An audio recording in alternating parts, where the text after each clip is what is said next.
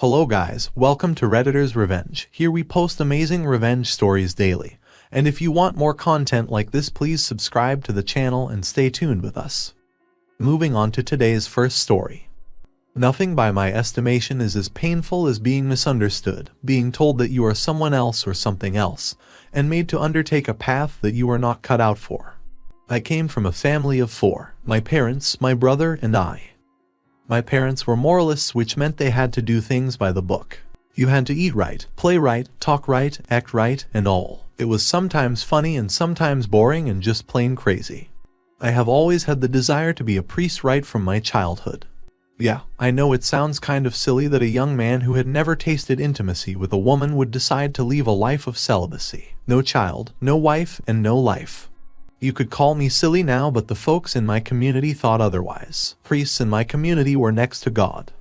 They were practically worshipped and carried like eggs. The privileges that they enjoyed were second to none. For a priest to come to your home meant you were favored. All rubbish. Every parent desired to have one of their children become a priest. It was the very reason that made my father grant me my wish of becoming a priest. He had my elder brother who could continue the family line and live on the legacy which my father had passed on, whatever it was. I got into the seminary, a school for intending priests, and of course it was just boys. The seminary school in my view did more harm than good. Most of the boys there lacked the wits to approach ladies. I was one of them. Well, there was not any lady around for us to learn. I was devoted to realizing my dream of becoming a priest, and I was close until my parents suddenly decided one day to withdraw me from the seminary without any reason.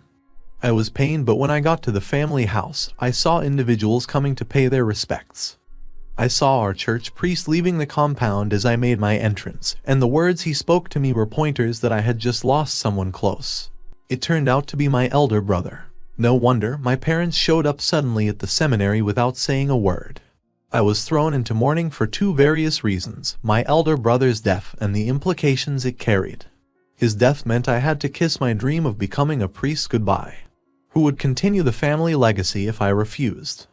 After my brother was buried, I tried reasoning with my parents to let me continue my pursuit of priesthood, but the way they spoke to me about not wanting to honor my brother even in death made me feel like I was responsible for his demise. I just had to resign myself to my fate, getting married. My brother died at the age of 27 without any child, although he was preparing to get married at the time. A few weeks after his burial, and my parents began suggesting that I get married. I was 25 years then, and even though I had accepted the reality that I was going to get married, it never crossed my mind that it would be just a few weeks after my brother's burial. I felt my parents were the ones dishonoring him as they were talking about marriage just after burying their first son. I did not like the fact that they were trying to move on too quickly. I tried my best to always evade the suggestion as much as I could, but this was not because I lacked interest in women. I was shy to my bones. I had never really interacted with women. I admired them from the shadows, and that was all. My father soon began harboring the thought that I could be gay. I found it insulting and funny at the same time because as a moralist, he had raised me to be focused.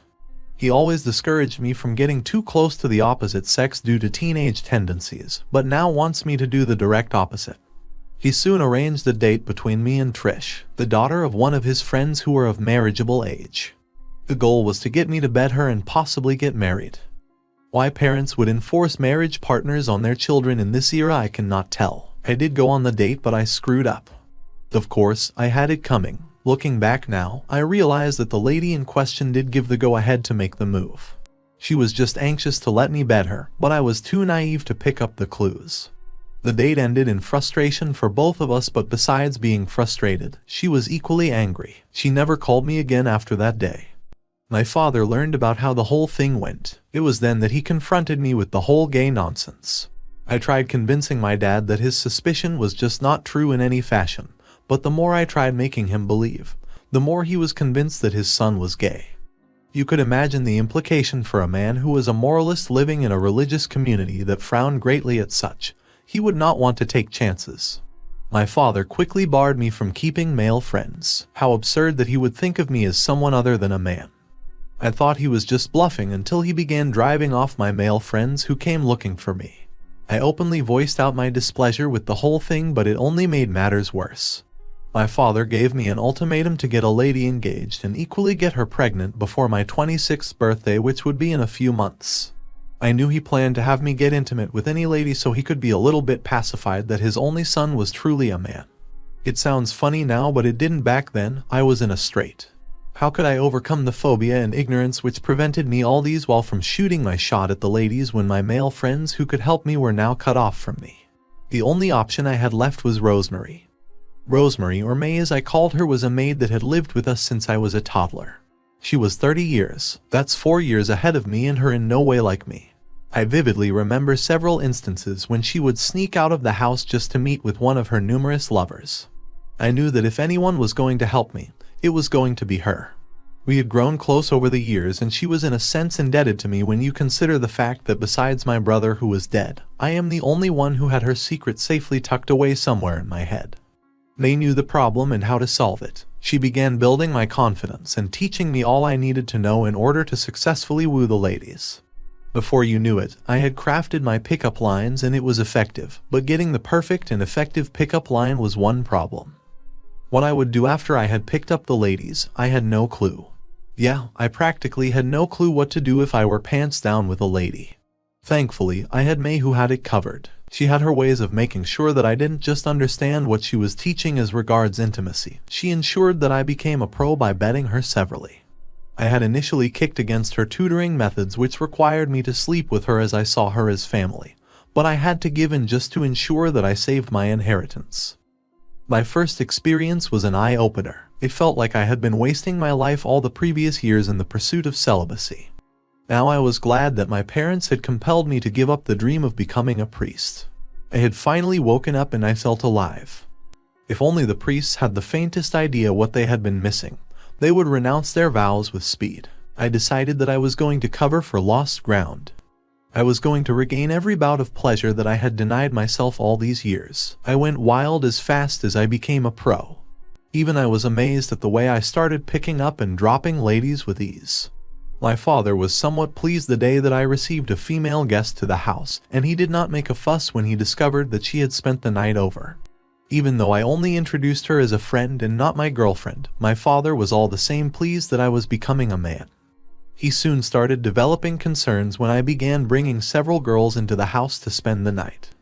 On one occasion, I had 2 girls spend the night with me and he only got to find out in the morning. To make matters worse, I hooked up again with his friend's daughter who I had failed to impress the first time when my father arranged the meeting. I could tell she was impressed. Who wouldn't? With May's help, I changed up my wardrobe and did a really good packaging of my looks. Before long, she gave me the signals she had given the first time and I was smart enough to take them. My father had to confront me when he saw me on various occasions with various girls, including his friend's daughter. He now began encouraging me to pick a girl amongst them and settle down, and he was canvassing for Trish, his friend's daughter. It was most likely that he knew I was sleeping with every girl he found around me, but I simply told him that I was just keeping them close to observe their characters before committing myself seriously to any. I did not bother heeding my father's advice. My sexual appetite was something that could not be satisfied with one partner alone, and so I knew that marriage was not really for me, at least not then. As time went by, I was beginning to create a name for myself among the ladies as a playboy. The news began flying around that the son of the moralist was now highly immoral. The shame was now becoming too much for my father to bear, and I was glad because it served him just right. I was who I had become all because of him. If he never doubted my sexuality, and if he never threatened to will my inheritance to charity, I would never have turned out to be the sexual predator who was causing him shame. My father steadily grew impatient, waiting for me to straighten out and pick a wife, and so out of frustration, he began compelling me to marry his friend's daughter Trish. That was stupid of him. The shame which I was already bringing on him and the family name was a result of him trying to run my life for me, and it was clear that he had not still learned his lessons. I got Trish engaged, but I felt pity for her because she was probably going to get frustrated somewhere along the line, as I would not be tied down to one woman. I just hoped for her sake though that the problem did not start sooner than expected. My father was all out to hasten the process and get us married, and when it became news between both families that Trish was pregnant, my father used it as an opportunity to set up a marriage. Preparations were going on for the marriage between Trish and me, but that did not stop me from going after women like the predator I was. Dad of course knew that my escapades did not recline. As a matter of fact, they only heightened. But my dad felt it was going to die down once I tied the knot with Trish. How mistaken he was, because marriage is never really an antidote to sexual recklessness. It only exposes it. The wedding day finally came, and most of the high-profile people in the society were there. It has always been customary to have the groom and congregation wait in expectation for the bride, but the reverse was the case in my turn. I drove down to the church from the hotel where I had spent the night with two ladies. I finally arrived at the wedding venue and the ceremony kicked off all right.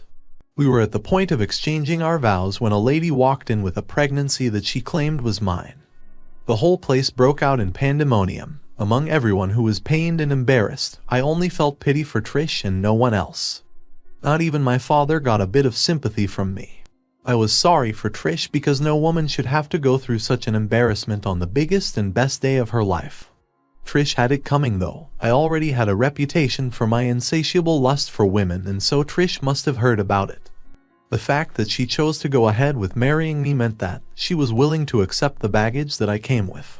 I acknowledged there and then to have slept with the pregnant lady weeks back, but I wasn't sure the child was mine. At least I would have to wait for the child to be born so that I could carry out a DNA test. The wedding was called off nonetheless. My father bowed his head in shame as we all went home. He thought it was the worst he would see, but we were greeted by a lady and her daughter of 18 years who claimed that her daughter's 3 weeks of pregnancy was mine. My mother collapsed when I equally acknowledged having slept with the young girl some time ago, and there was every possibility that the child was mine as I was the one who deflowered her. My father had to get a grip on himself before he died of a heart attack. He began cursing and wishing that I was the one who had died in place of my brother. I just kept mute because if they knew the full extent of my escapades, they would just die. They only saw 2 ladies out of the many. They did not even know that May, who had schooled me in the act of immorality, had aborted a pregnancy for me 2 months ago. Yeah, we were having sex even though I was engaged at the time. My family was divided for a while till my mom got back from the hospital where she had been admitted. I moved out of the house because I was sure they needed time away from my troubles. Meanwhile, I reached out to Trish to straighten things out between us. After the whole thing that happened, we were not going to get married for sure. Who would want to marry someone who has several ladies pregnant for him? Nevertheless, we could be good friends, maybe with benefits. She was reluctant at first to even give me a listening ear, but after much persistence, she finally heard me out and decided to forgive me, after she learned that I was pushed into the lifestyle by my father. I finally decided to return home when I got broke, and even though my father was adamant to receive me, my mother had eagerly anticipated my return. I sat with my parents and told them that it was all their fault. My father especially, even though they had tried their best to shield me, they went about the whole thing the wrong way. They had put their selfish desire to see the family line prolonged, and in the bid to ensure that, they, my father more especially, drove me into the lifestyle of immorality. I did apologize for bringing shame to us, even though that did not mean I was going to settle down with any woman anytime soon. I was still going to keep having fun, with the difference being that I would try to avoid any more unwanted pregnancies. My father with time overlooked my mess up. We became a happy family once again after all. When you look at the bright side of things, I had proven to my parents that I was not gay, and I had just ensured the continuity of our family by giving them grandchildren. Now, here is the end of our today's video, and I hope you enjoyed this story. And, in my opinion, OP went too far to prove his parents he is not gay, and took several wrong steps which might cost him later. Guys, I want to hear your thought about this story in the comments section. And what do you think? Who's a hole in this story? And before you leave, please hit the like button, subscribe to the channel, and hit the notification bell to remain updated on more fantastic stories.